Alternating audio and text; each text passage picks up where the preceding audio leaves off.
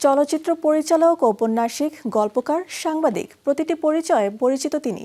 প্রতিটি ক্ষেত্রে ছিল তার পদচারণা, পরিচয় দিয়েছেন পারদর্শিতার।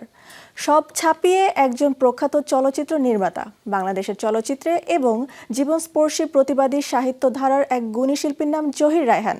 আজ ৩০ জানুয়ারি গুণী এই চলচ্চিত্র নির্মাতার অন্তর্ধান দিবস।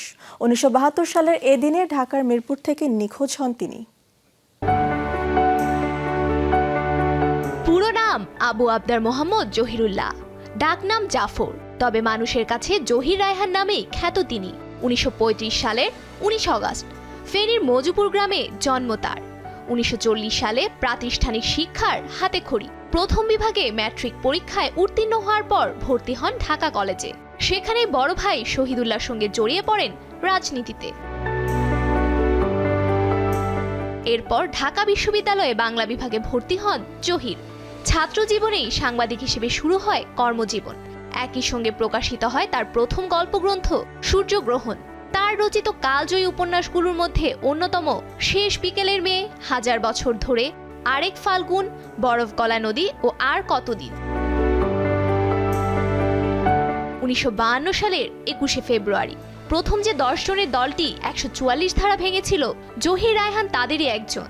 ১৯৬৯ সালের গণ অভ্যুত্থানেও জড়িত ছিলেন। এ সময় ক্যামেরা হাতে সক্রিয় ছিলেন বিভিন্ন কর্মসূচিতে। চলচ্চিত্রেও আগ্রহ সে সময় থেকেই।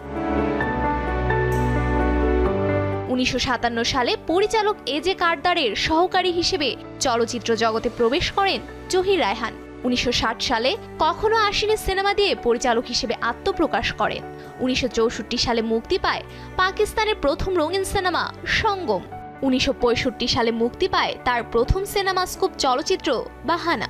এরপর একে একে নির্মাণ করেন সোনার কাজল, কাচের দেয়াল, বেহুলা, আনোয়ারা, জীবন থেকে নেয়ার মতো কালজয়ী সিনেমা। ১৯৭০ সালে মুক্তিপ্রাপ্ত জীবন থেকে নেয়া বাংলা চলচ্চিত্রের ইতিহাসে অন্যতম শ্রেষ্ঠ চলচ্চিত্র হিসেবে বিবেচিত। এই সিনেমায় রূপক আকারে তুলে ধরা ভাষা আন্দোলন তার উপর এতটাই প্রভাব ফেলেছিল যে স্বাধীনতার যুদ্ধ শুরুর সময় তিনি চলে যান ওপার বাংলায়। সেখানে বাংলাদেশের স্বাধীনতার পক্ষে প্রচার অভিযান শুরু করেন। পাকিস্তানের সেনাবাহিনীর অত্যাচারকে কেন্দ্র করে তৈরি করেন প্রামাণ্যচিত্র স্টপ জেনোসাইড, যা দেখে মুগ্ধ হয়েছিলেন স্বয়ং সত্যজিৎ। সাহিত্যে অসামান্য অবদানের স্বীকৃতিস্বরূপ ১৯৭২ সালে জহির রায়হান বাংলা একাডেমি পদক লাভ করেন। ১৯৬৫ সালে কাচের দেয়াল সিনেমার জন্য পাকিস্তানের সর্বোচ্চ বেসরকারি সম্মাননা নিগার পুরস্কারে শ্রেষ্ঠ পরিচালক নির্বাচিত হন। ১৯৭২ সালে রাশিয়ার তাশখন্দ চলচ্চিত্র উৎসবে জীবন থেকে নেয়া ও স্টপ জেনোসাইড বিশেষ পুরস্কার লাভ করে।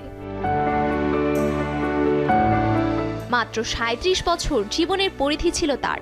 ছোট্ট এই ক্ষুদ্র জীবনে একজন মানুষ কতটা দিতে পারেন, জহির রায়হান ছিলেন তার উজ্জ্বল দৃষ্টান্ত। ১৯৭২ সালে ৩০ জানুয়ারি বড় ভাই শহীদুল্লাহ কায়সারকে খুঁজতে গিয়ে আর ফিরে আসেননি তিনি। এমনকি তার মৃতদেহ পাওয়া যায়নি। তবে চলে গেলেও তার রেখে যাওয়া কাজ আজও গেঁথে আছে প্রতিটি বাঙালির হৃদয়ে। Safura Afrin, showbiz tonight. Stop genocide. Stop.